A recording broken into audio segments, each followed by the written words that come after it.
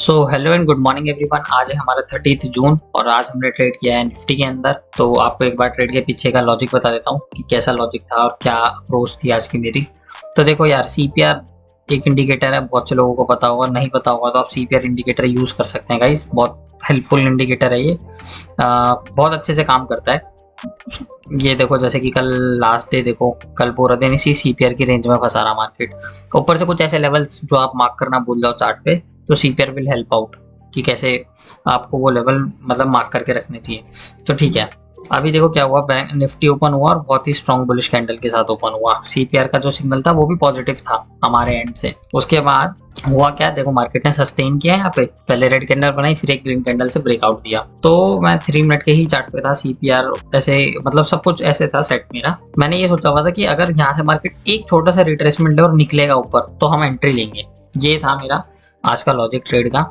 और बिल्कुल मैं सब कुछ, और आज तो मैं चार्ट वगैरह फोन वगैरह के अंदर पोजीशन वगैरह सब कुछ ओपन करके बैठा था पहले से ही, ताकि किसी भी चीज में डिले ना हो। तो सब कुछ रेडी था गाइस। उसके बाद यहाँ पर मार्केट ने एक रिट्रेसमेंट लिया, जैसा कि मैं आपको बता रहा था, यहाँ तक आया। और जैसे उसने इसी वाली कैंडल में देखो रिट्रेसमेंट आया यहाँ तक 121 तक, और यह 124 125 मैंने अपना ऑर्डर पंच कर दिया with small stop loss. Stop loss देखो हार्डली 5 पॉइंट का स्टॉप लॉस था, 5 से 6 रुपए का स्टॉप लॉस था, मैक्सिमम 6 का था मुझे याद है।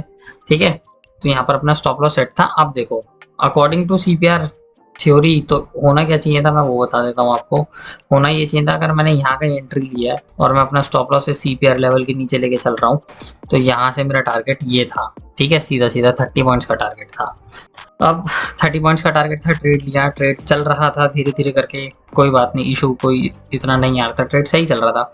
लेकिन देखो धीरे धीरे करके कैंडल का साइज स्मॉल होने लगा। ठीक है, मोमेंटम थोड़ा थोड़ा मुझे मिसिंग दिखने लगा कि थोड़ा सा मोमेंटम मिसिंग है, और कंसोलिडेशन हो रहा था एक ही जगह पर। प्रीमियम का भी अगर देखोगे तो प्रीमियम ने भी एक बार 135 का हाई लगाया, पूरा टाइम अटका रहा, फिर 137 का हाई लगाया, फिर नीचे आ गया। थोड़ा सा डर था, लेकिन ठीक है, वेट कर रहा था मैं। जो सेकंड चीज मुझे दिखी यहाँ पे वो ये दिखी कि अगर आप ये राउंड फिगर देखो, 18,700 एक राउंड फिगर है, तो मुझे इतना पता था कि मार्केट एक बार इस राउंड फिगर को जरूर टच करेगा, उसके बाद देखते हैं कैसे एक्ट करता है। अगर इसके ऊपर ही सस्टेन करता है तो यहाँ तक हम टारगेट प्लान कर सकते थे, लेकिन ऐसा कुछ इसमें तो नहीं हुआ। तो यहाँ पर शूट आया एकदम से, 140 तक गया प्रीमियम हमारा, 141 मतलब 140.80 पैसे तक गया, और उसके बाद एकदम से देखो नीचे आने लगा। तो यहाँ पर गाइस वैसे मेरा टारगेट जो प्रीमियम के अंदर था वो था 145 144, लेकिन वो 140 तक ही गया, उसमें भी कुछ खास मोमेंटम मिला नहीं प्रीमियम में। तो मैंने उसको 137 के आसपास बुक कर लिया प्रीमियम को। तो उसके बाद हमारा जो इस ट्रेड के अंदर प्रॉफिट रहा वो मैं आपको दिखा देता हूँ। तो हमारा जो प्रॉफिट रहा वो रहा 115 रुपीज़ का ओवरऑल निफ्टी की पोजीशन के अंदर। अब आपको दिखा देता हूँ मैं बैंक निफ्टी की। बैंक निफ्टी के अंदर देखो क्या हुआ, ये रहा बैंक निफ्टी का चार्ट। तो आप ध्यान से देखो तो बैंक निफ्टी के अंदर एक बहुत टिपिकल केस बना है जिसको बोलते हैं ब्रेकआउट फेलियर। अगर आपने नहीं देखा हो या आपको कभी ना समझ में आओ तो ये देखो, ये बहुत एक क्लासिकल केस है ब्रेकआउट फेलियर का, जो कि यहाँ बैंक निफ्टी के अंदर आज हुआ है। देखो strong bullish candle same Nifty की तरह थी, ऊपर भी गई, क्लोजिंग भी दी, लेकिन अगली कैंडल वापस नीचे रेड। तो ये एक बहुत इंपॉर्टेंट वो होता है, ब्रेकआउट फेलियर का साइन होता है ये। अब इसके अंदर क्या होगा, इसके अंदर भी मैंने एक शॉर्ट में पोजीशन ली निफ्टी की पुट, मैंने सॉरी बैंक निफ्टी की पुट के अंदर मैंने एक पोजीशन ली समवेयर अराउंड, मैं आपको बता देता हूँ। सीपीआर ही यहाँ पर भी मैंने देखा था, तो अगर मैं आपको यहाँ से दिखा देता हूँ, यहाँ मैंने कहीं शॉर्ट करा था और छोटा सा स्टॉप लॉस अपना यहीं तक का, कहीं का 30-40 पॉइंट्स का स्टॉप लॉस था मैक्स, और उसके फेवर में गाइस टारगेट मेरा ये था यहाँ तक का। लेकिन अब देखो यार, इसमें इशू क्या हुआ, यहाँ पर देखो ब्रेकआउट फेलियर जब होता है तो ना, जैसे ब्रेकआउट फेलियर का मतलब समझो, ब्रेकआउट फेलियर का मतलब हो गया लोग हो गए ट्रैप, सिंपल सी चीज है। ब्रेकआउट फेलियर के अंदर यही होता है कि लोगों को ट्रैप कर लिया मार्केट ने। तो इस केस में देखो जो गिरने का स्पीड है ना वो बहुत स्लो है। ये देखो ये कितना मतलब धीरे धीरे, क्या इतनी स्लो सेलिंग होनी नहीं चाहिए थी पहली बात तो। अगर लोगों को सच में ट्रैप करा था ना मार्केट ने तो बहुत स्पीड से आना चाहिए था, जो कि नहीं आ रहा था। उसके बाद देखो कल का अगर आपको कोई केस दिखा देता, देखो जैसे ये भी एक ब्रेकआउट फेलियर ही था। यहाँ देखो लो ब्रीच हुआ, मार्केट गया और एकदम से देखो रिवर्स कर गया।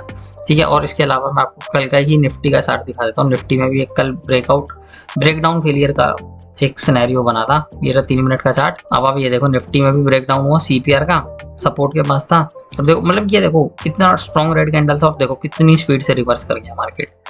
तो ये होता है वैसे ब्रेकडाउन और ब्रेकआउट फेलियर के अंदर। लेकिन आज का केस थोड़ा सा डाइसी लगा मुझे बैंक निफ्टी में, उस स्पीड से या उस फ्लो से, जिस फ्लो से मार्केट को गिरना चाहिए उस फ्लो से तो मार्केट गिरा नहीं। तो यार देखो टारगेट तो एक्सपेक्टेड यहाँ तक का था, लेकिन अब देखो जबरदस्ती आप खींच नहीं सकते चीजों को। सबसे आपको ये चीज समझनी होगी, आप ऑप्शन बायर हो भाई। देखो कितना बड़ा स्ट्रॉन्ग कैंडल बना दिया उसने ग्रीन, जो थोड़ा बहुत प्रॉफिट दे रहा होगा। मैं आपको प्रीमियम का चार्ट दिखा देता हूँ यहाँ पर, जिसमें मैंने अभी थोड़ी देर पहले जस्ट ट्रेड करा है। आई गेस वो ये होगा मेरे हिसाब से 44,300 यही था क्या? नहीं ये भी नहीं था, रुको मैं यहाँ चेक कर लेता हूँ। 44,300 ठीक है, ये था वो प्रीमियम का चार्ट। अब मैंने उसमें 278 के आसपास एंट्री ली थी, और वो प्रीमियम देखो मैक्स हाई लगा के आया है 289 तक का। ठीक है, उसके बाद देखो अब जो थोड़ा बहुत प्रॉफिट दे रहा था एकदम से देखो रिवर्स हो गया, वापस कॉस्ट पे आ गया।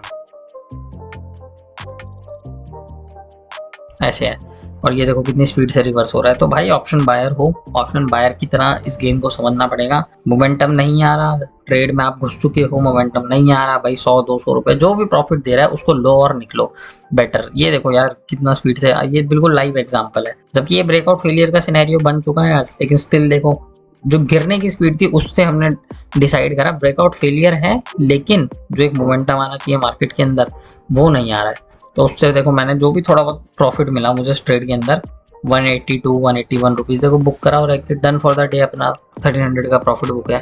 तो ये चीज़ें देखनी पड़ती हैं। अभी कायदे से तो देखो आज निफ्टी के ट्रेड में भी मैं आपको बता देता हूँ, और निफ्टी के ट्रेड में भी वही टारगेट मेरा यहाँ तक का था, देखा जाए तो 18,710 का यहाँ तक का, लेकिन नहीं गया मार्केट, यहीं तक गया। अगर फ्लो में जाता तो मैं उसको चलने देता, 45, 46, 47 तक लेके जाता, लेकिन आज मार्केट ने वैसा कुछ दिया ही नहीं। उसके बाद रिवर्सल भी आ रहा है, वो भी कौन से राउंड फिगर से आ रहा है, 18,700 से राउंड फिगर से मार्केट एक रिवर्सल ले रहा है। तो भाई जो थोड़ा बहुत प्रॉफिट दे रहा है better you should book the profit and done for the day करें। जबरदस्ती आप ट्रेड को ना खींचें अगर वो आपके फेवर में नहीं चल रहा है, या फिर एक ही जगह पर जैसे अभी भी फंसा पड़ा है एक ही जगह पर, तो कोई फायदा नहीं है। अब देखो उसने लो लगाया 131 का, तो कुछ नहीं है, जो मेरा 1000 रुपीज का प्रॉफिट होता है वो 300 रुपए पे आ जाता है यहाँ पे। बेटर है जो प्रॉफिट दे रहे लो। ऑप्शन बायर को ऐसे ही साइकोलॉजी से काम करना चाहिए अकॉर्डिंग टू मी, बिकॉज आप ऑप्शन सेलर नहीं हो जो शॉर्ट करा और बैठे रहो और आपको दिखेगा पैसा मिलता रहेगा।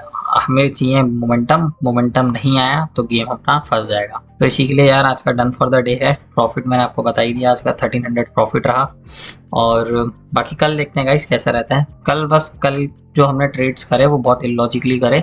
थोड़ा मंडे के लिए देखो मैं रूल बनाऊंगा, होता क्या है ना, सिंक मार्केट के साथ टूट जाता है, सैटरडे संडे आता है गैप मिलता है तो सिंक टूट जाता है मार्केट के साथ। तो मंडे को आके फिर वापस उस जोन में लेके आना दिमाग को, और फिर ट्रेड के लिए उस तरीके से सोचना थोड़ा सा होता है गाइस, एक ब्रेक मिल जाता है। तो थोड़ा सा देखूंगा मैं नेक्स्ट टाइम से मंडे के लिए, हो सकता है थोड़ा सिस्टम लेट ही ओपन करा करूँ, जैसे 10:35 10:40 ऐसे टाइप का। वैसे तो कल का दिन भी चौपी था, मैं ये नहीं बोलूँगा, पैसा बनाने का दिन था, लेकिन चौपी दिन में ट्रेड ही नहीं करना चाहिए था, सिंपल सी बात है। ठीक है गाइस, आज के लिए डन फॉर द डे है।